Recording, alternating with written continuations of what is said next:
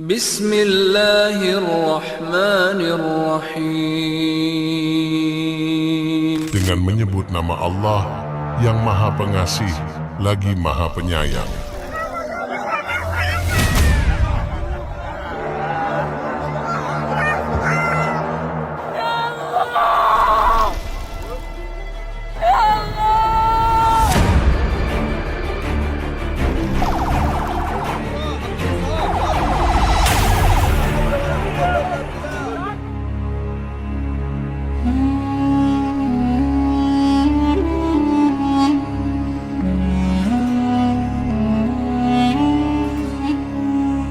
Sejarah dari para nabi, kemudian Rasul kita Muhammad sallallahu alaihi wasallam, dan juga beberapa petikan kisah-kisah para sahabat, tentunya yang berkaitan dengan peran anak-anak muda sampai juga masuknya Islam ke negeri kita.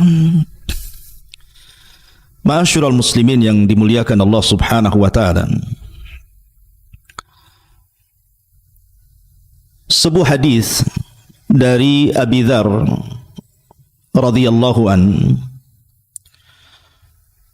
pernah bertanya kepada Nabi sallallahu alaihi wasallam tentang Nabi Allah Adam alaihi salam. Apakah Adam itu seorang nabi atau bukan? Salah satu pertanyaan Abi Dzar kepada Nabi sallallahu alaihi wasallam adalah bicara tentang kam adadul anbiya. Berapa sih jumlah para nabi itu? Maka Nabi sallallahu alaihi wasallam menjawab bahwa jumlah para nabi itu 120.000 nabi. Di antara mereka 315 rasul. Artinya bahwa Allah Subhanahu wa taala mengutus utusannya sebanyak itu tentu tidak lain dan bukan dalam rangka memperbaiki manusia. Walaupun yang kita kenal namanya di dalam Al-Quranul Karim hanya 25 nabi dan rasul.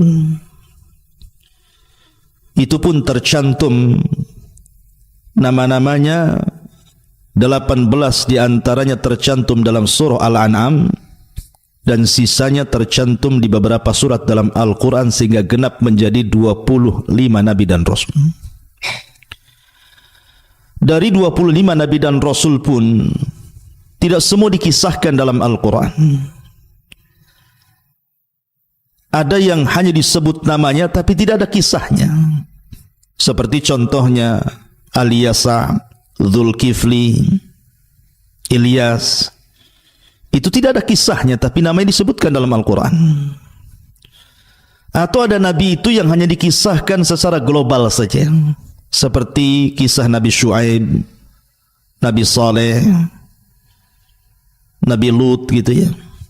Tapi ada juga nabi luar biasa, dari 25 nabi dan rasul diceritakan secara detail, seperti Nabi Allah Ibrahim alaihi salam, Nabi Musa alaihi salam. Itu luar biasa rincian dalam Al-Quranul Karim. Lah kenapa Allah Subhanahu wa taala menceritakan kisah-kisah ini, bahkan sepertiga Al-Quran itu bicara tentang kisah? Karena Quran itu kan dibagi menjadi 3, sepertiganya bicara tauhid, sepertiganya bicara hukum-hukum ibadah, dan sepertiganya bicara tentang qasas, tentang kisah-kisah umat-umat terdahulu. Apa hikmahnya? Allah Subhanahu wa taala berfirman di dalam Al-Qur'anul Karim, di antara hikmahnya adalah wa kullan naqussu 'alaika min amba'ir rusul ma nuthabbitu bihi fuadak. Dan kami kisahkan kepadamu wahai Muhammad tentang kisah-kisah para rasul, kisah-kisah para nabi sebelummu, itu dalam rangka memantapkan hatimu. Dan ibrah dalam Al-Quran itu bukan hanya khitabnya kepada Nabi SAW saja, tetapi juga khitabnya kepada kita sebagai umatnya. Seolah-olah Allah Subhanahu wa taala ingin katakan, Ketika Allah Subhanahu wa taala menceritakan para nabi dan rasul dalam Al-Qur'an itu ada sebuah pelajaran besar. Ketika Allah Subhanahu wa taala umpamanya menceritakan tentang kisah Nabi Nuh, ada pelajaran besar bagaimana kesabaran Nabi Nuh dalam menghadapi dakwah terhadap kaumnya. Maka itu akan dialami oleh setiap para pendakwah. Ketika Allah Subhanahu wa taala mengkisahkan kisah Nabi Ayyub alaihi salam, seolah-olah Allah ingin memberikan pelajaran kepada kita bahwa kita dituntut untuk sabar ketika mendapatkan musibah. Bagaimana Ayyub sabarnya ketika diberikan musibah oleh Allah Azza wa Jal berupa penyakit 18 tahun dia sabar dengan penyakitnya. Ketika Allah Subhanahu wa taala mengkisahkan kisah Lut umpamanya, bahwa Lut dihadapkan kepada sebuah kaum yang rusak akhlaknya. Tidak ada kaum serusak kaum Sodom yang Lut diutus di situ. Bahwa generasi anak muda akan menghadapi masa-masa yang mungkin pernah terjadi di zaman Nabi Lut dan bagaimana cara mengatasinya. Maka Allah kisahkan. Ya. Atau seperti Allah Subhanahu wa taala mengkisahkan umpamanya kisah Nabiullah Ibrahim alaihi salatu wassalam, bagaimana Ibrahim anak muda yang tangguh ketika berhadapan dengan Namrud, dan itu akan dialami oleh setiap para duat dan para dai. Dan begitu seterusnya, artinya bahwa tidak ada yang tidak ada pelajarannya. Ketika Allah Subhanahu wa taala mengkisahkan para nabi, terutama kisah Nabi kita Muhammad sallallahu alaihi wasallam, banyak pelajaran, bahkan syarat pelajaran yang Anda akan dapati ketika kita bicara tentang kisah sosok manusia terbaik umat ini, Rasul Muhammad sallallahu alaihi wasallam. Nanti saya akan uraikan kisah-kisah, pelajaran-pelajaran khususnya untuk membangkitkan generasi anak muda di zaman sekarang bagaimana menghadapi fitnah yang sudah menyebar di tengah-tengah kita. Ma'asyiral muslimin yang dimuliakan Allah Subhanahu wa taala. Kalau kita melihat beberapa kisah dalam Al-Qur'anul Karim yang berkaitan dengan peran anak muda atau generasi muda, itu luar biasa. Al-Quran itu menceritakan tentang kisah-kisah anak-anak muda yang kita bisa petik pelajarannya. Yang pertama, Anda bisa baca dalam surah Al-Anbiya ayat 58 atau 60 sampai 58 sampai 60. Ketika Allah Subhanahu wa taala mengkisahkan sosok anak muda yang Allah Subhanahu wa taala katakan, qalu sami'na fatan yadhkuruhum yuqalu lahu Ibrahim. Mereka berkata bahwa kami mendengar ada anak muda. Lihat bahasa Quran, Allah mengatakan dengan kalimat fatan, anak muda. Anak muda ini bernama Ibrahim. Maksudnya Nabi Allah Ibrahim alaihi salam. Nabi Ibrahim alaihi salatu wassalam adalah anak muda pemberani. Bayangkan dia sendirian menghadapi penguasa dunia yang zalim, Namrud. Kita tahu bahwa di dunia ini ada 4 raja yang pernah menguasai dunia, 2 mukmin dan 2 kafir. Adapun yang mukmin adalah Nabiullah Sulaiman alaihi salam dan juga Raja Dzulqarnain yang disebutkan dalam surah Al-Kahfi. Adapun yang kafir ada namanya Namrud dan juga Bukhtun Nasr yang menghancurkan Palestina dan membantai kaum Yahudi pada zamannya.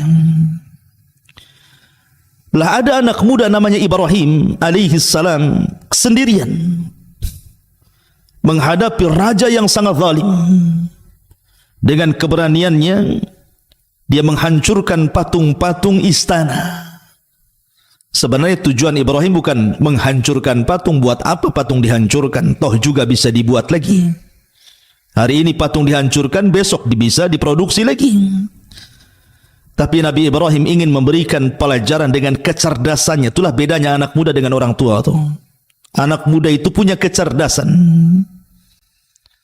Ketika pengalaman tidak bisa menjadi solusi, maka kecerdasan itu diperlukan. Bagaimana Ibrahim ini menjadikan sosok anak muda yang cerdas. Tujuan dia menghancurkan patung bukan menghancurkan patungnya. Buat apa patung dihancurkan? Nanti dibuat lagi, diproduksi lagi. Tapi Ibrahim ingin mengatakan kepada Namrud dan para penyembah berhala di zaman itu, bahwa berhala-berhala yang dianggap Tuhan oleh kalian itu jangan lagi melindungi kalian, melindungi diri mereka sendiri saja tidak sanggup. Lalu buat apa disembah kalau tidak bisa mendatangkan manfaat dan tidak bisa mencegah madarat? Lihat bagaimana peran anak muda Ibrahim alaihi salam, pemuda yang cerdas. Ini satu kisah. Kisah yang kedua disebutkan dalam surah Al-Kahfi ayat 11 sampai 25. Ketika Allah Subhanahu wa taala menceritakan tentang 7 anak muda. Allah Subhanahu wa taala berfirman, "Idz awal fityatu ilal kahfi faqalu rabbana atina min ladunka rahmatan wa hayyi lana min amrina rasyada." Ingatlah ketika para pemuda, sekali lagi Allah menyebutnya dengan kalimat para pemuda, bukan orang tua. Ini generasi-generasi muda di zaman itu. Ingatlah ketika para pemuda-pemuda itu berlindung ke dalam gua. Lalu mereka berdoa, "Ya Allah, berikanlah rahmat kepada kami dari sisimu dan sempurnakan petunjuk yang lurus bagi kami dalam urusan kami." Dahulu ketika ada sebuah acara kerajaan pada zaman Romawi dulu,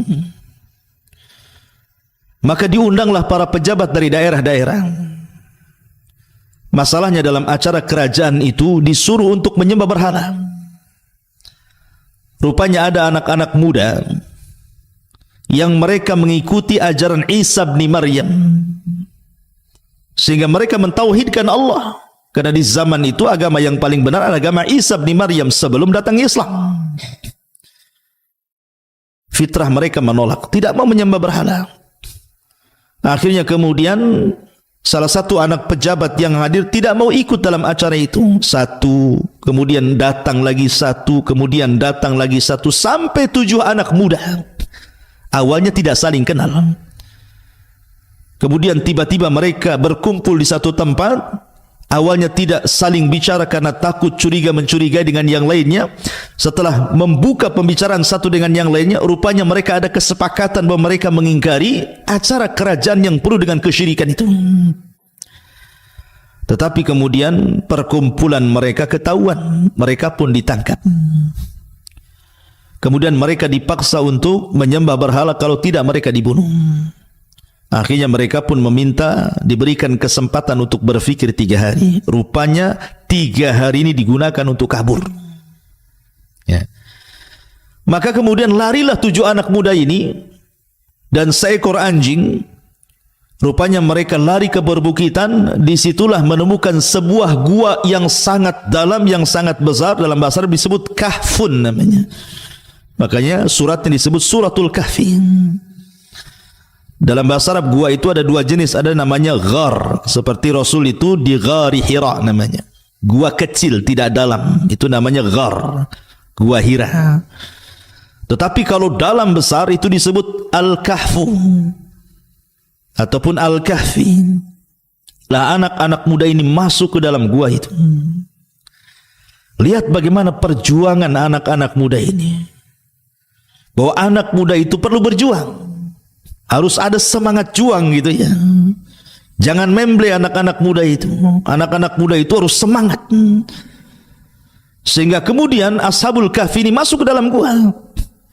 Sempat pasukan itu menemukan gua itu. Tapi karena mereka takut masuk, akhirnya mereka menimbun pintu gua itu dengan alasan supaya mereka mati di dalam. Tetapi Allah subhanahu wa ta'ala rupanya sudah tidurkan anak muda ini 3 abad lebih, 300 tahun lebih anak muda ditidurkan oleh Allah subhanahu wa ta'ala. Subhanallah, anehnya ketika mereka terbangun, rupanya raja zalim itu sudah mati digantikan raja yang baik. Tapi bagaimana di sini Allah Subhanahu wa taala menyebutkan kisah anak-anak muda itu di zaman itu. Perjuangan mereka, tekad mereka luar biasa gitu. Ini juga satu kisah anak-anak muda yang disebutkan dalam surah Al-Kahfi ayat 11 sampai 25 dan seterusnya. Kemudian juga Anda bisa baca dalam surah Yusuf ayat 24 sampai seterusnya, ketika bercerita tentang Nabi Yusuf alaihi salam, di mana Allah Subhanahu wa taala menyebutnya Yusuf itu dengan kalimat fataha, anak muda. Wa qala niswatun fil madinati imra'atul aziz turawidu fataha an nafsihi qad saghafaha hubba. Dan perempuan-perempuan di kota itu berkata, istri Al-Aziz menggoda dan merayu pelayannya yang masih muda. Di sini Allah Subhanahu wa taala menyebut dengan kalimat fatah. Fatah itu anak-anak muda, artinya Yusuf ketika itu anak muda. Dalam sirah itu disebutkan usianya 20 tahun ketika dirayu oleh Zulaiha itu. Dan usia 20 tahun masih muda. Ya. Jadi Nabi Yusuf alaihi salatu wasallam ketika dibeli oleh Imra'atu Aziz itu usianya 10 tahun. Kemudian tinggal di rumah Al-Aziz itu 10 tahun. Jadi usianya 20 tahun tuh. Nampak ketampanannya. Ketika kemudian Zulaiha tertarik dengan Nabi Allah Yusuf alaihi salatu wasallam, seorang nabi yang diberikan separuh ketampanan Adam itu. Bahkan dijelaskan itu pintu itu sudah tertutup, terkunci, sehingga Yusuf tidak mungkin keluar dari situ. Tapi Nabi Yusuf anak muda yang menjaga kehormatannya, dan ini diperlukan anak-anak muda yang seperti ini di zaman sekarang ini. Zaman yang penuh dengan fitnah ini diperlukan kebersihan hati seperti Nabi Yusuf. Bagaimana Yusuf itu mampu menghalau godaan Zulaiha, wanita yang cantik, seorang pejabat, orang kaya, dia yang mengajak berzina di tempat yang suci, sunyi, tidak ada orang yang tahu. Tetapi karena hatinya yang bersih, Nabi Yusuf ini takut kepada Allah Subhanahu wa taala, dia pun mengatakan, ma'adzallah, aku berlindung kepada Allah, enyahlah kau dariku. Lihat, ini anak muda yang luar biasa, ini perlu dicontoh di generasi hari ini. Karena generasi hari ini hal-hal yang menjerumuskan kepada perbuatan keji perzinahan itu di zaman sekarang luar biasa tuh. Dengan adanya medsos gitu ya, film-film yang tidak layak ditonton, gambar-gambar yang tidak layak dilihat. Belum lagi kalau kita melihat di masyarakat orang-orang yang wanita-wanita pembuka aurat dan penyebar aurat dan begitu seterusnya. Ini tantangan besar. Diperlukan kejernihan hati, diperlukan menjaga kesucian, dan itu besar pahalanya. Nabi SAW sampai mengatakan, sab'atun yudhilluhumullahu fi dhillihi yawma la dhilla illa dhilluh. Ada 7 kelompok yang akan mendapatkan naungan di hari yang tidak ada naungan kecuali naungan Allah. Salah satunya adalah rajulun da'athu imra'atun dhata zamalin dhata mansabin wa jamalin faqala inni akhafullah. Seorang laki-laki yang dipanggil oleh seorang wanita yang cantik, yang kaya untuk berzina, tapi laki-laki itu mengatakan, saya takut kepada Allah. Ma'asyiral muslimin yang dimuliakan Allah Azza wa Jalla, lihat bagaimana Allah menceritakan tentang kisah anak muda Nabi Yusuf alaihi salatu wassalam. Ya. Kemudian juga yang nomor 4 disebutkan dalam surah Al-Buruj. Disebutkan dalam surah Al-Buruj. Allah Subhanahu wa taala mengatakan, kutila ashabul uhdud an-nari dzatil waqud idhum 'alaiha qu'ud wa hum 'ala ma yaf'aluna bil mu'minina syuhud wa ma naqamu minhum illa an yu'minu billahil azizil hamid. Binasalah orang-orang pembuat parit api, maksudnya para pembesar Najran Yaman. An-nari dzatil waqud, ketika api dinyalakan dengan sangat besar, ketika mereka duduk dan melihatnya, sedangkan mereka menyaksikan apa yang mereka perbuat terhadap orang-orang yang beriman yang sedang dibakar, dan mereka menyiksa orang-orang itu hanya karena orang-orang mukmin yang beriman kepada Allah yang maha terpuji dan lagi maha perkasa.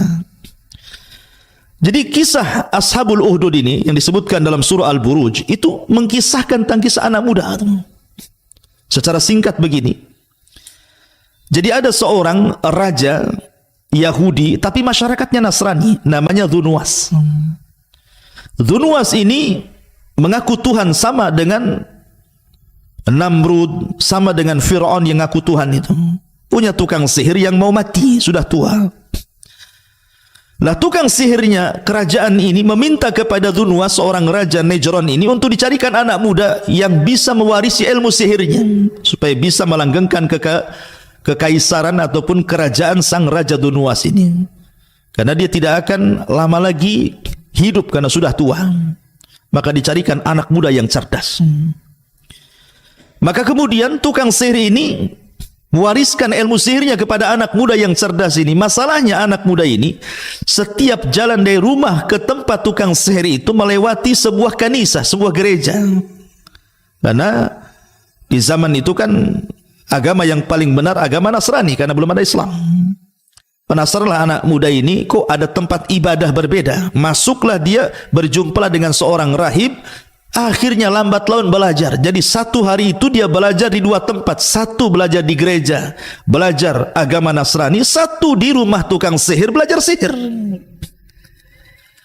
Akhirnya kemudian ilmu sang rahib lebih kemudian dipilih dibandingkan ilmu tukang sihir ini. Sampai akhirnya kemudian ketika dia ingin membanding-banding, ini benar mana nih, ilmu tukang sihir kah ataukah ilmu sang rahib ini? Dia mendengar di sebuah tempat ada binatang yang suka mengganggu orang. Kemudian dia pun mendatangi tempat tersebut, diambilnya kerikil sebiji jari. Kemudian dia pun mengatakan, ya Rabb, kalau seandainya ilmu yang diajarkan kepadaku dari sang rahib jauh lebih benar dibandingkan ilmu tukang sihir ini, maka tolonglah, bunuhlah binatang yang mengganggu masyarakat itu, tanpa dia berkomat kamit, tanpa dia membaca mantra, ya, karena dia hanya tawakal dengan ilmu sang rahib. Dilemparnya batu itu, kena pula binatang yang buas itu mati seketika tanpa menggunakan sihir, langsung mati.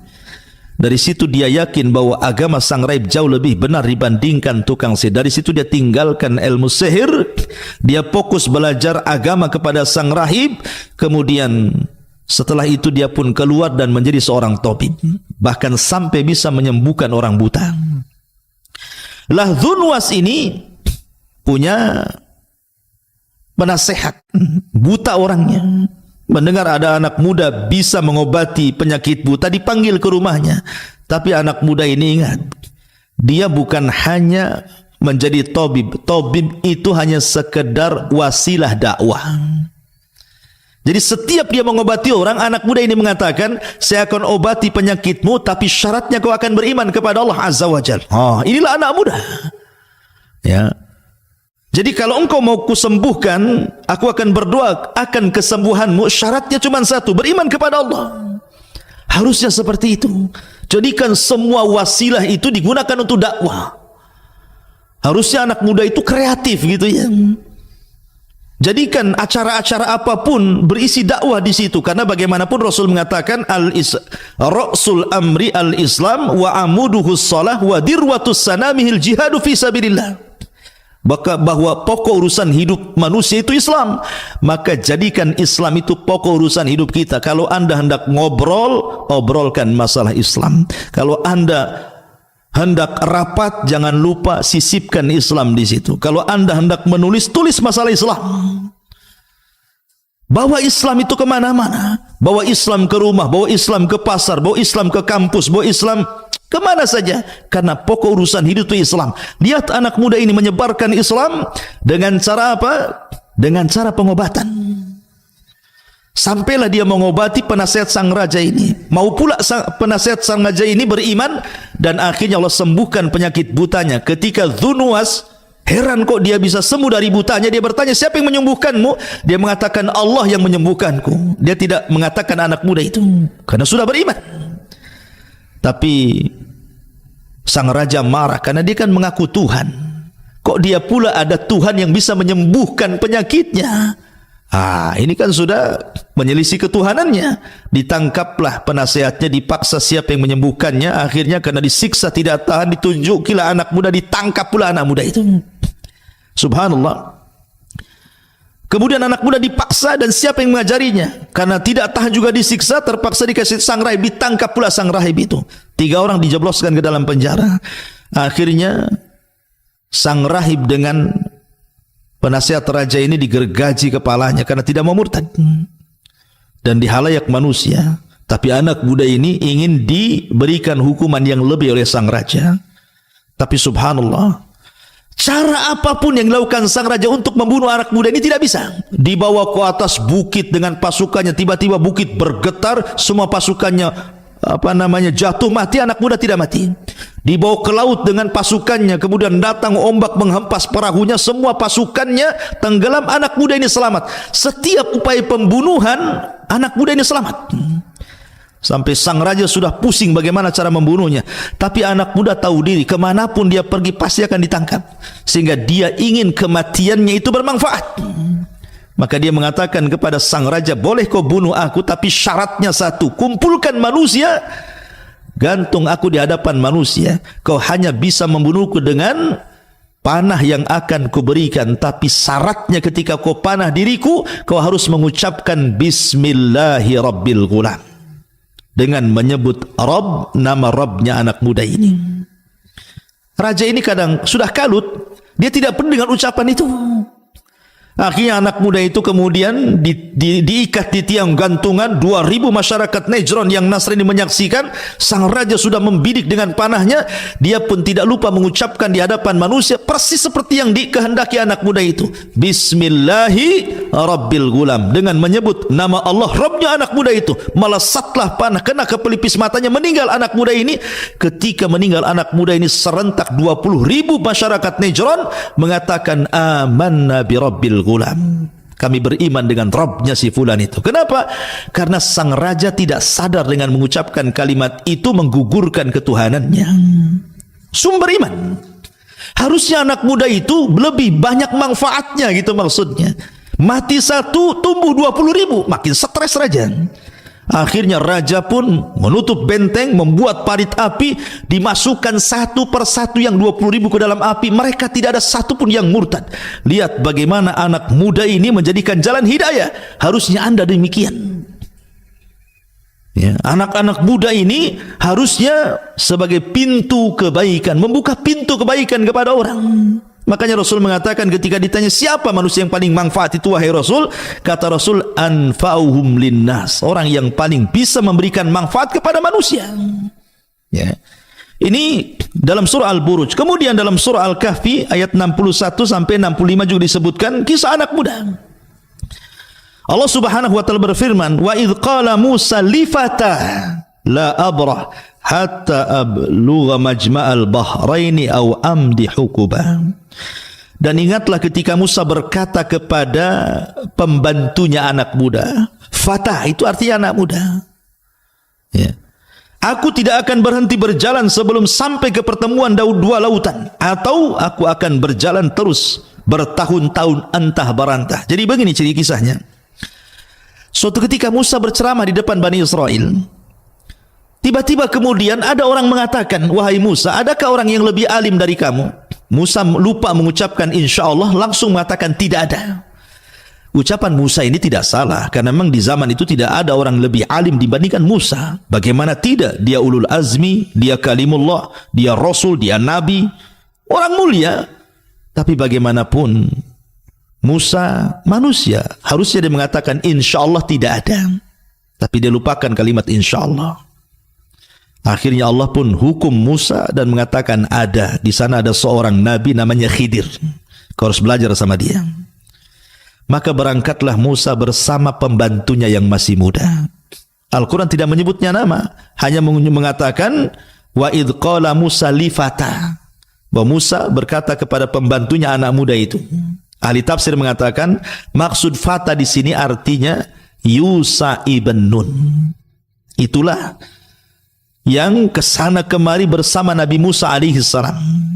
Kisahnya memang tipis sekali disebutkan dalam Al-Quran, tidak terlalu banyak, bahkan tidak disebut namanya, hanya diiringkan dengan kisah Nabi Musa ketika bicara tentang Nabi Khidir.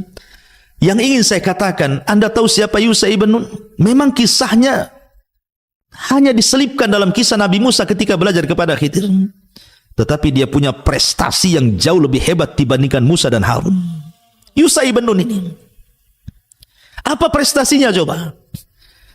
Ketika Nabi Musa alaihi salatu wassalam membawa Bani Israel diselamatkan dari perbudakan Fir'aun, diseberangkan di Laut Merah, dan mereka melihat Fir'aun ditenggelamkan dengan kedua mata mereka. Kemudian ketika sampai di depan gerbang bumi Ariha, kota tertua di dunia sebelum masuk ke Palestina, ke Baitul Maqdis, di situ sudah ada para penghuni dari kaum Kan'aniyun, kaum keturunan Ad, orangnya besar-besar, menghuni Ariha, dan itu pintu masuk ke Baitul Maqdis. Artinya Musa tidak bisa membebaskan Baitul Maqdis kecuali harus memerangi orang-orang Kan'aniyun yang ada di negeri itu. Maka diutuslah mata-mata. Rupanya mata-mata ini melihat bagaimana badan posturnya orang-orang yang berada di area itu besar-besar. Ketakutan mereka, macam mana kita akan menghadapi kaum yang raksasa ini, katanya. Akhirnya Musa mengatakan jangan ceritakan kepada pasukan, nanti mereka ketakutan. Tapi mereka berkhianat, hanya dua orang yang tidak menceritakan, salah satunya Yusha ibn Nun, yang lainnya malah kemudian membuat ketakutan di tengah-tengah Bani Israel sehingga mereka tidak mau perang. Ketika Musa mengajak mereka berperang untuk mengambil Baitul Maqdis dengan cara menaklukkan Ariha kala itu, tiba-tiba kemudian mereka dengan lancangnya mengatakan kepada Nabi mereka, idhab anta wa rabbuka faqatila innaha huna qaidun. Hei Musa, kalau engkau hendak mengajak perang kami, silahkan berangkat sendiri, ajak Tuhanmu perang berdua, biar kami nonton siapa yang kalah, siapa yang menang. Nah, itu kurang ajar tuh. Bani Israel ngomong begitu sama nabinya. Ya. Akhirnya kemudian Allah pun azab Bani Israel, terpaksa mereka harus dibuat linglung di negeri yang disebut dengan Ardute. Mereka tidak bisa keluar dari situ, di gurun pasir, panas, kering, kelontang, enggak ada tumbuhan, enggak ada tanaman. 40 tahun mereka tinggal di situ. Sampai Musa meninggal di situ, Harun pun meninggal di situ. Tidak bisa merebut Baitul Maqdis. Baru datang generasi pemberani dipimpin Yusha ibn Nun. Bayangkan, tadinya seorang pembantu Nabi Musa, tapi karena kemana-mana bersama Nabi, akhirnya diangkat jadi Nabi juga. Yusha ibn Nun diangkat jadi Nabi. Nabi Yusha ibn Nun, dialah yang memimpin generasi setelah Musa dan Harun dan berhasil merebut Baitul Maqdis.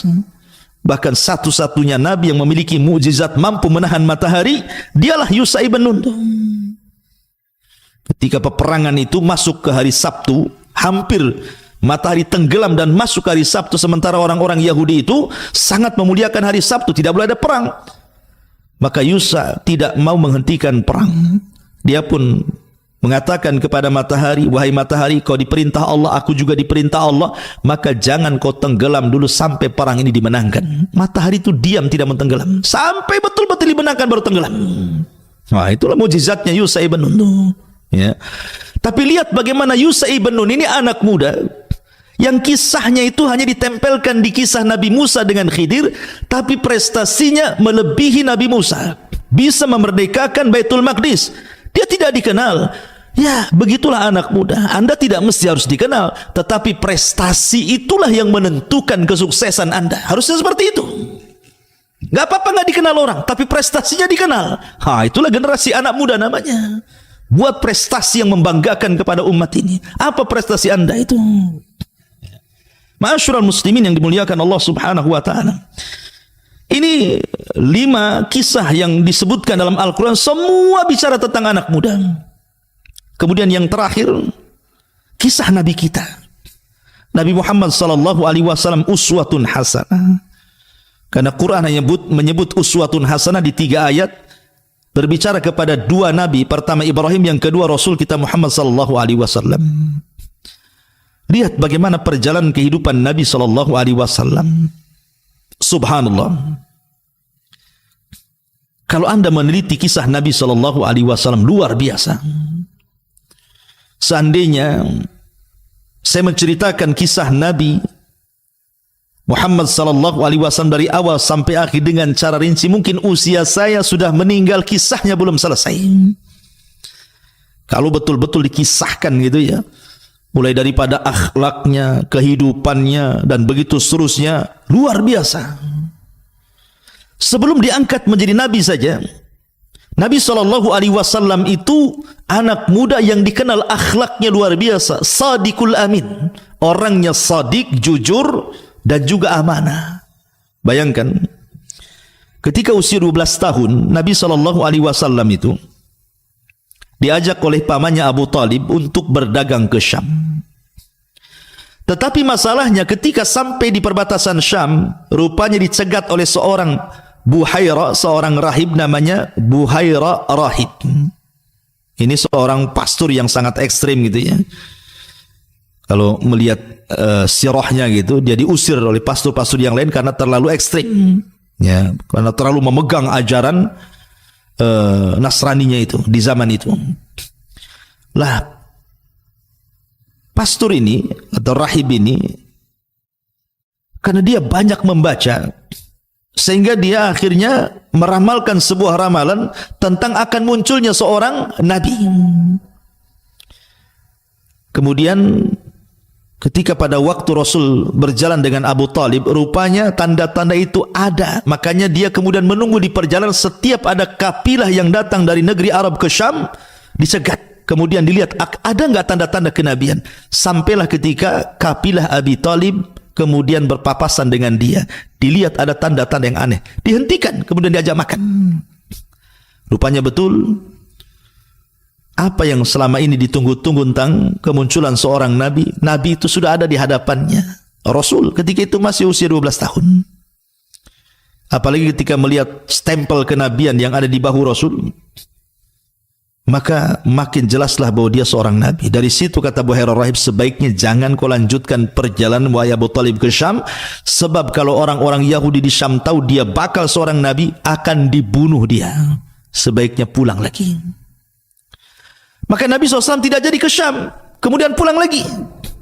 Tetapi Nabi SAW usia 12 tahun ya, usia 12 tahun itu kalau sekarang mungkin baru SD, SMP aja belum.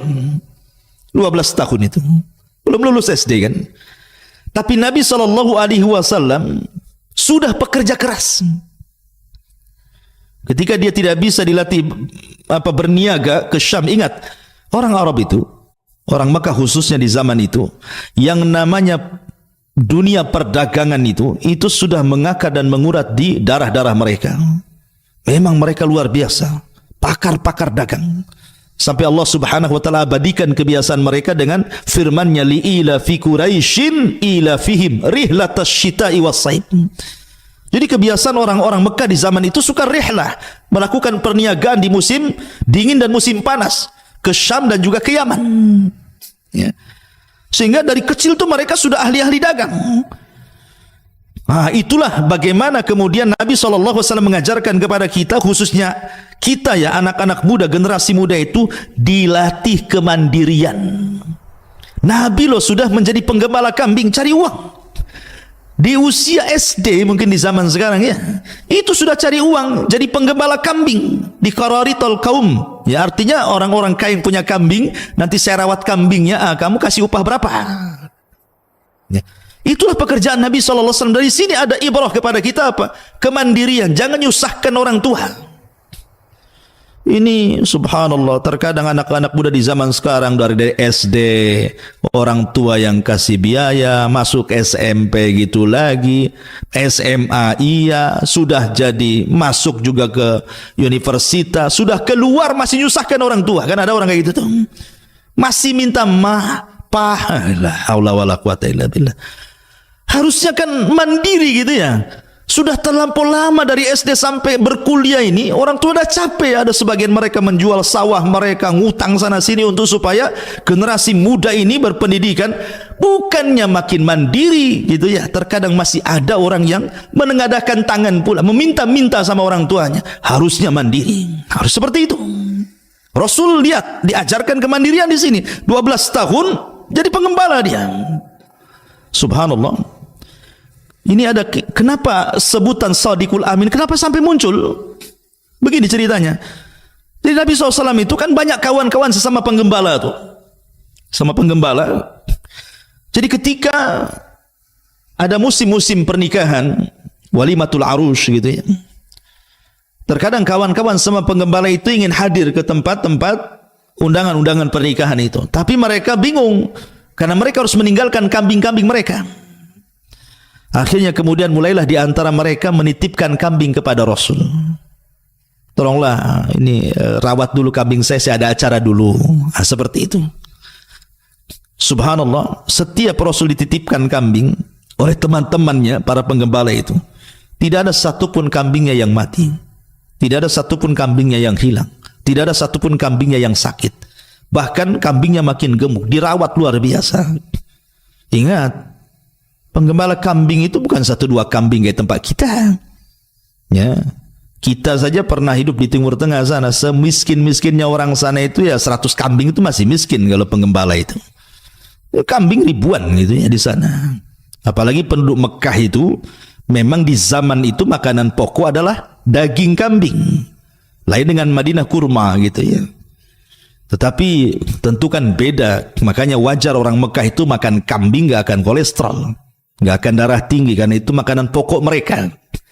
Kenapa tidak menimbulkan penyakit gitu ya orang makan daging orang-orang Mekah itu? Karena berkat doa Nabi Allah Ibrahim ketika mendoakan makanan dihidangkan istri kedua Ismail, karena istri pertama diceraikan karena tidak punya akhlak, kemudian menikah lagi dengan istri kedua dan akhlaknya baik. Ketika dihadirkan kambing, daging kambing, dan itu menjadi makanan pokok penduduk Mekah, Ibrahim mengatakan Allahumma barik li ta'amihim wa syarabihim, ya Allah berkahi makanannya dan minumannya. Maka menjadilah Zam-Zam menjadi berkah, dan juga daging sebagai makanan pokok menjadi berkah sehingga tidak membawa penyakit. Ya, tapi ingat ya, ini kambing yang ada di Mekah. Jangan pula Anda yang di Semarang makan kambing saya. Ya, kalau 1 bulan saja orang di Semarang makan kambing, itu udah siap-siap aja masuk rumah sakit ya. Kolesterolnya naik semuanya gitu ya. Artinya bahwa kembali ke cerita. Jadi Nabi SAW ketika dititipi sesama penggembala itu, amanah luar biasa. Mulailah tersebar akhlak di tengah-tengah para penggembala kambing. Dan Nabi itu jarang bergaul dengan anak-anak muda, ya tidak bebas bergaul gitu, memilih-milih. Kalaupun hadir di walimatul arush, karena di zaman itu kan minuman khamar dan begitu seterusnya masih diminum gitu. Paling Nabi SAW terkadang tertidur, entah apa yang terjadi, kemudian selesai, kemudian pulang. Intinya bahwa Nabi mulai terkenal dengan amanahnya, Al-Amin. Kemudian Rasul tidak pernah berdusta, maka disebut Shadiq, orangnya jujur. Melekatlah kalimat Shadiqul Amin. Makanya ini pula yang kemudian ketika di usia 20 tahun, tiba-tiba ada seorang wanita tahirah yang suci, Khadijah bintu Khuwailid, wanita tajir kaya raya. Seandainya kekayaannya dikumpulkan dengan seluruh kekayaan laki-laki kaya di zaman itu, tetap Khadijah masih kaya. Wanita kaya luar biasa, tapi sudah disebut tahirah. Tahirah itu wanita suci karena dia menutup auratnya, padahal belum ada Islam. Rasul pun belum diangkat jadi nabi, tapi dia sudah menutup aurat tuh Khadijah itu, makanya disebut tahirah, wanita suci. Mendengar kok ada anak muda yang baik, tertariklah dia. Dicari, akhirnya berkenalan dengan Nabi SAW, diajak kerjasama berdagang dengan sistem mudharabah. Akhirnya Khadijah melihat bagaimana akhlak yang luar biasa, bagaimana keuntungan yang melimpah dan begitu seterusnya. belakangan dia tertarik dan ingin menikah dengan Nabi sallallahu alaihi wasallam. Lah dari sini saja kita bisa petik banyak pelajaran. Ya. Bagaimana anak muda ini Nabi SAW mengajarkan kepada kita akhlak yang luar biasa. Rasul di usia 20 tahun ke bawah nih. Ya. Tetapi lihat akhlaknya sudah dikenal. Akhlaknya sudah dikenal. Harusnya generasi muda ini yang paling dipentingkan hari ini, akhlak yang tidak ada. Yang hilang pada generasi muda hari ini akhlak. Akhlak kepada orang tua sudah hilang, akhlak kepada kerabat sudah hilang, akhlak kepada tetangga sudah hilang, kepada guru-guru dan begitu seterusnya. Ini akhlak yang hilang ini. Harus tanamkan akhlak-akhlak yang betul-betul. Jangan sampai kemudian anak muda ini mengikuti tren, ya kan? Jadilah anak-anak muda yang berakhlak. Kebaikan juga jangan mengikuti tren. Kebaikan itu harus dasari ilmu. Sebab kalau kebaikan ngikuti tren, nanti hilang trennya, hilang pula kebaikannya. Trennya orang, baca Quran sekian, 1-3 hari berapa juz gitu. Tren aja. Nanti hilang trennya, hilang pula baca Qurannya gitu maksudnya. Artinya kebaikan itu dilakukan karena ilmu. Bukan karena mengikuti tren. Karena ilmu yang mendidik dia sehingga menjadikan seseorang itu berakhlak. Lah ini yang harus ditanamkan anak-anak muda di zaman sekarang, akhlak. Ustaz, akhlak itu apa sebenarnya?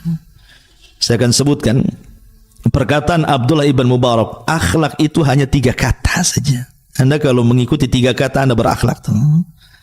Akhlak itu kaful adha wa badlun nadha wa talaqatul wajhi. Kata Abdullah ibn Mubarak, 3 kata saja. Kaful adha, jangan menyakiti orang, baik dengan lisan ataupun dengan perbuatan ataupun dengan hati. Makanya Rasul mengatakan al-muslimuna man salimal muslimuna min lisanihi wa yadihi. Seorang muslim dikatakan muslim itu ketika muslim lain selamat dari lisan kita dan tangan kita. Jangan sakiti orang. Ya. Dengan lisan kita, karena anak muda di zaman sekarang ini kan subhanallah, kadang mengucapkan kalimat tidak dipikir dulu. Ya. Enggak berakhlak lagi sudah. Wah, kalau sudah marah itu kalimat-kalimat binatang semua keluar. Cacian, makian, laknatan itu sudah biasa anak-anak muda zaman sekarang ini. Kesenggol sedikit sakit hati langsung memaki orang gitu.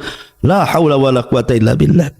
Maka cerminan akhlak itu bisa menjaga lisan, tidak mengeluarkan kata-kata kecuali yang baik. Kalau tidak bisa diam. Atau perbuatan, atau mungkin hati. Mudah suudon sama orang gitu ya. Kemudian yang kedua, badlun nadha. Kata Abdullah bin Mubarak, badlun nadha itu artinya mudah menolong. Anak muda sekarang mudah menolong. Harusnya mudah menolong. Apalah yang bisa saya bantu? Anda bisa ilmu, sebarkan ilmu. Anda bisa punya tenaga dengan tenaganya, dengan jabatannya, dengan apanya. Apa yang bisa Anda lakukan untuk Islam, lakukan. Kemudian talaqatul wajhi. Jangan lupa punya wajah yang tidak menyeramkan orang. Mudah senyum. Ya. Mudah senyum. Lihat bagaimana Nabi Allah Sulaiman ketika melihat senyum semut yang bicara kepada sesama semutnya. Ketika Sulaiman hendak berjalan dengan pasukannya, kata Raja Semut, masuklah kalian kepada lubang-lubang kalian. La yakhtimannakum Sulaiman wa junuduhu wa hum la yash'urun. Jangan sampai Sulaiman dan pasukannya menginjak kalian sementara mereka tidak tahu. Sulaiman paham bahasa binatang. Apa? Ketika mendengar Raja Semut ngomong begitu, fatabassama dhahika min qawliha. Sulaiman pun senyum dan tertawa kepada semut. Kalau semut saja disenyumi sama Sulaiman, ya harusnya sama orang lebih senyum lah kan begitu. Ya, tapi jangan pula kita ada semut senyum pula ke semut Anda gitu ya. Artinya bahwa di sini bagaimana Sulaiman mengajarkan akhlak senyum. Ya, senyum itu penting. Orang kalau biasa senyum pasti manis senyumnya. Orang kalau jarang senyum, sekali senyum itu pahit rasanya. Ini apa kok senyum ini ada masalah ini kan gitu. Ya. Ma'asyiral muslimin yang dimuliakan Allah Subhanahu wa taala. Intinya bahwa Nabi mengajarkan akhlak itu anak muda luar biasa. Makanya Rasul mengatakan bu'itsu liutammima makarimal akhlak. Makanya ketika dia diangkat jadi nabi dan rasul, tidak ada yang mencela akhlak Nabi. Tidak ada. Ketika Rasul diangkat jadi Nabi dan Rasul, tidak ada yang mencela akhlak Nabi. Ya. Nggak ada yang mencela akhlak Nabi. Mereka tidak menerima dakwah Nabi itu bukan dari segi akhlaknya, tapi dari segi konten dakwahnya. Mereka tidak mau dinasehati. Tidak, ketika Nabi SAW mengajarkan tauhid untuk meninggalkan berhala, mereka nggak mau itu saja. Mereka berpegang kepada ajaran anak nenek moyang mereka. Dan subhanallah, di zaman periode Mekah itu yang banyak masuk Islam anak muda. Orang tua itu susah masuk Islam. Abu Jahal, CS itu susah masuk Islam. Mereka lebih berpegang kepada nenek moyang mereka. Anak-anak muda itu yang masuk Islam. Abu Bakar, Umar, Utsman, al-asyaratul mubasysyiruna bil jannah. Kalau Anda tahu 10 sahabat yang dijadikan masuk surga itu semua anak muda. Yang usianya 30 tahun ke atas cuma 3 orang. Abu Bakar, Utsman, Abdurrahman Ibn Auf. Coba. Yang usianya 30 tahun ke bawah itu 5 orang.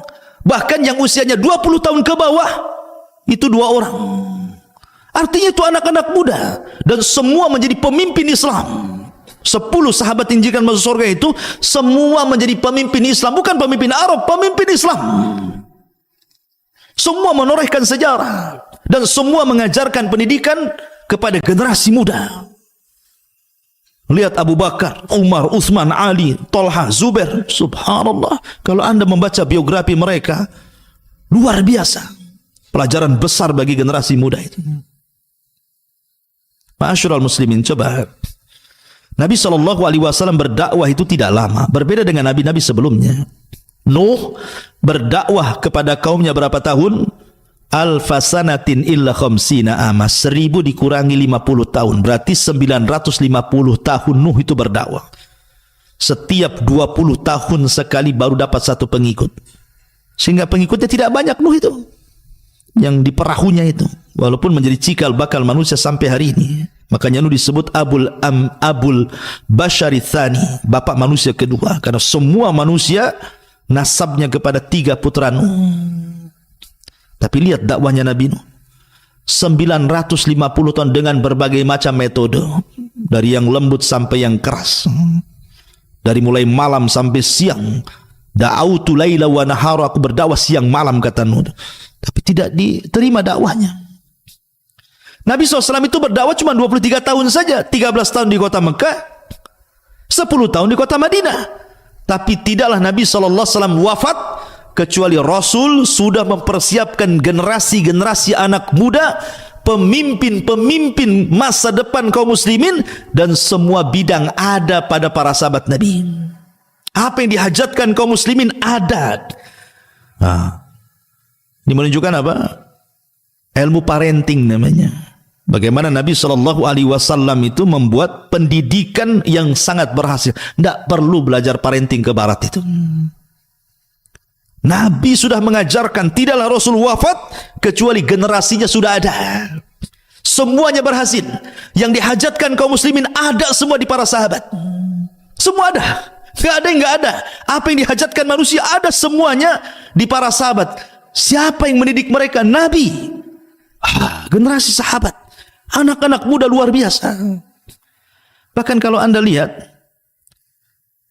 para pakar hadis, itu semua anak muda. Ya. Ma'asyiral muslimin yang dimuliakan Allah Azza wa Jalla. Siapa para pakar hadis? Saya contohkan. Pakar hadis itu maksudnya yang banyak meriwayatkan hadis kepada kita: Abu Hurairah, Abdullah ibn Umar, Anas ibn Malik, Aisyah, Abdullah ibn Abbas, Jabir bin Abdullah, Abu Sa'id Al-Khudri. Ini 7 orang yang dikenal al-mukthiruna fil hadis, yang banyak meriwayatkan hadis Nabi sampai kepada kita ini, yang dikeluarkan oleh para pengeluar hadis Muslim, Bukhari, Abi Dawud, dan begitu seterusnya. Itu kebanyakan dari 7 sahabat ini. Mereka lah orang-orang yang banyak meriwayatkan hadis, di atas 1000 hadis, maksudnya gitu. Jadi sahabat-sahabat yang meriwayatkan hadis sampai kepada kita di atas 1000 hadis. Dan yang terbanyak adalah Abu Hurairah, 5000 hadis lebih gitu ya. Tapi kita lihat Abu Hurairah radhiyallahu an, anak muda. Ya. Abdullah bin Umar anak muda. Bahkan Abdullah bin Abbas itu berjumpa dengan Rasul cuma 3 tahun saja. Kemudian Rasul meninggal dunia. Tapi tidak menghalangi menjadi ulama dunia. Abdullah bin Abbas itu anak muda. Usia 13 tahun Rasul sudah meninggal. Karena ketika dia dibawa oleh bapaknya Abbas itu dari Mekah ke Madinah pada tahun 7 Hijriah, baru berjumpa dengan Rasul di usia 10 tahun. Sehingga 11 Hijriah Rasul meninggal, hanya berjumpa 3 tahun bersama Rasul. Tapi lihat 3 tahun perjalanan bersama Rasul menjadikan Abdullah bin Abbas ulama besar. Hanya 3 tahun saja. Menunjukkan kegigihan Abdullah bin Abbas tentunya dalam belajar. Ya, dalam belajar. Anas bin Malik menjadi pembantu Rasul gitu ya, di usia 10 tahun sampai wafatnya Nabi. Jadi ulama besar. Jabir bin Abdullah, Abu Sa'id Al-Khudri, bahkan Ummul Mu'minin Aisyah radhiyallahu anha, ini semua usia-usia muda tuh. Usia muda, cerdas, berkualitas dan juga menorehkan banyak sejarah. Lah harusnya anak-anak muda seperti itu. Ada satu kisah menarik. Jadi di zaman Nabi SAW, ini di zaman sahabat, anak-anak para sahabat Nabi SAW, usianya masih muda, masih belasan tahun, ya, mungkin usia SMP lah di zaman sekarang ini. Di sana ada Abdullah ibn Umar, kemudian Mus'ab, kemudian Urwah, kemudian satunya Abdul Malik ibn Marwan. Jadi 4 sahabat ini, anak-anak sahabat ini, Abdullah ibn Umar, anak daripada Umar ibn Khattab. Kemudian Mus'ab ibn Zubair, putra daripada Zubair ibn Awam. Urwah bin Zubair juga sama, putra daripada Zubair ibn Awam. Kemudian Abdul Malik ibn Marwan. Abdul Malik ibn Marwan, putra daripada Marwan, sahabat Nabi. Jadi anak-anak muda ini kumpul di depan Ka'bah. Ya, karena mereka bukan anak-anak muda jalanan, bukan anak-anak muda yang hidup di jalan-jalan, trek-trekan zaman sekarang ini kan, nongkrong di jembatan. Bukan, mereka bukan anak-anak muda gaya anak muda zaman sekarang gitu ya. Nongkrong lebih pegang-pegang botol minuman keras. Nah, mereka anak-anak muda terdidik. Yang namanya anak-anak muda terdidik tentu kalau berkumpul yang dibicarakan pasti soal cita-cita masa depan. Kamu kalau sudah besar nanti ingin jadi apa gitu bahasanya. Itulah anak muda. Harusnya seperti itu anak muda ini. Ini kumpul, kalau laki-laki cerita perempuan, kalau perempuan cerita laki-laki. Oh, jadi apa Anda ini? Ya. Lihat bagaimana ini 4 anak-anak sahabat ini bercerita tentang cita-cita. Yang lain mengatakan, wahai Mus'ab, kalau engkau besar ingin jadi apa? Ya. Kalau engkau wahai Urwah ingin jadi apa? Kalau engkau ya Abdullah ibn Malik ingin jadi apa? Maka kata Mus'ab, dia mengatakan, kalau aku besar, aku ingin menjadi orang besar dan menikahi 2 wanita dari pembesar, Aisyah bintu Tolha dan Sakinah bintul Hasan. Ada Urwah mengatakan, kalau aku tidak, aku ingin menjadi ulama yang diambil ilmunya. Ini luar biasa. Apa kata Urwah? Saya ingin menjadi ulama, atamanna an yu'khad anil ilmu. Aku bercita-cita aku ini jadi orang alim dan orang-orang mengambil ilmu dariku. Luar biasa himmahnya ini. Kemudian Abdul Malik ibn Marwan, kalau saya tidak, saya bercita-cita menjadi khalifah. Itu kan mantap cita-citanya gitu. Cita-cita besar semua tuh. Dalam riwayat juga Abdullah ibn Zubair ikut juga di situ. Saya ingin menjadi penguasa Hijaz katanya. Luar biasa ini. Lihat anak-anak muda itu kalau ngomong cita-citanya itu masa depan dia. Ya. Anak muda zaman sekarang ini cita-citanya aneh-aneh. Subhanallah ya. Kalau udah kumpul sesama mereka itu yang diceritakan tidak jelas gitu. Lihat anak-anak muda di zaman itu menjadi percontohan, memiliki cita-cita besar ke depan, membangun bangsa, membangun peradaban, ilmu begitu ya. Itulah cita-cita mereka. Giliran mereka tanya sama Abdullah ibn Umar, Abdullah ibn diam saja. Orang mereka, wahai Abdullah ibn Umar, kalau engkau dari tadi diam, kau ini kalau sudah besar nanti ingin jadi apa? Subhanallah. Abdullah ibn Umar lain pula dia cita-citanya. Dia mengatakan, tamannaitu an adkhulal jannah. Aku hanya bercita-cita ingin masuk surga. Ini yang satu lain nih. Ini yang 4 ini atau yang 3 tadi itu bicara tentang dunia semua tuh. Ya. Tapi yang satu ini pula cerita akhirat. Subhanallah. Karena mereka anak-anak muda yang gigih, yang betul-betul mengejar cita-cita. Semua yang dicita-citakan menjadi kenyataan semuanya. Urwah menjadi ulama besar. Siapa tidak kenal Urwah ibn Zubair? Alim, ulama besar. Seorang talibul ilmi harus kenal siapa Urwah. Kalau anda baca kitab-kitab tafsir, banyak kemudian tafsir-tafsir yang diambil dari perkataan Urwah ibn Zubair ini. Abdul Malik ibn Marwan menjadi khalifah. Abdullah ibn Zubair menjadi khalifah. Semua tercapai cita-citanya kecuali Abdullah ibn Umar, ya, karena cita-cita dia di dunia, dia cita-cita ingin masuk surga, ya kan? Tapi lihat himmahnya luar biasa, semangatnya loh. Itulah anak muda namanya, ya. Itu anak muda. Didikan siapa mereka coba?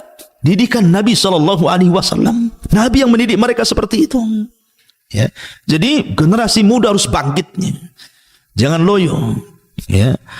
Justru dari para sahabat Nabi inilah kemudian Islam tersebar kemana-mana. Di zaman Khulafaur Rasyidin saja sudah kemana-mana tuh. Di zaman Uthman saja sampai ke daratan Afrika sana. Bahkan di zaman Uthman inilah sabda Rasul terbuka bahwa kalian akan membawa pasukan melewati lautan. Di zaman Uthman terjadi melewati lautan sampai daratan Afrika itu kemudian dikuasai kaum muslimin.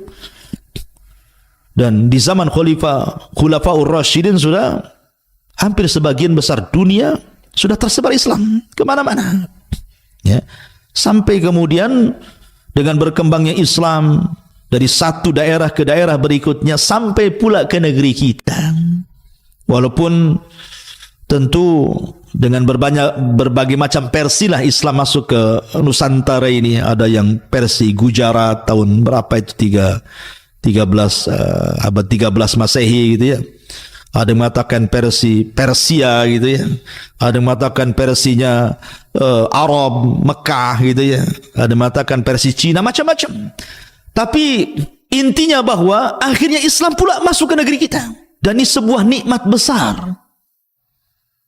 Kalaulah bukan karena nikmatul Islam, kita tidak akan pernah bahagia.